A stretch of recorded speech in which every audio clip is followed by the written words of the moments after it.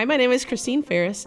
I teach college and career exploration, and I teach principles of applied engineering, and this will be my 30th year to teach. They're still little kids.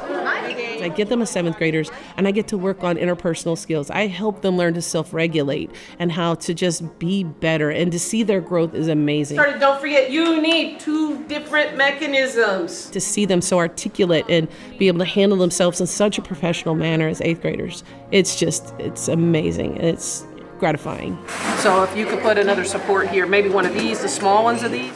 I still teach because of the kids. Just being able to watch them grow and just to see them just blossom, and like that support structure on the roller coaster.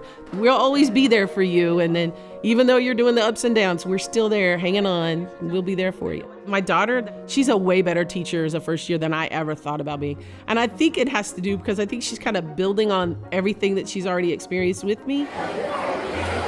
Earlier that afternoon at lunch, she had been awarded the Rookie Teacher of the Year. And as we're walking through, I'm just kind of in my own little world talking about who I need to go talk to.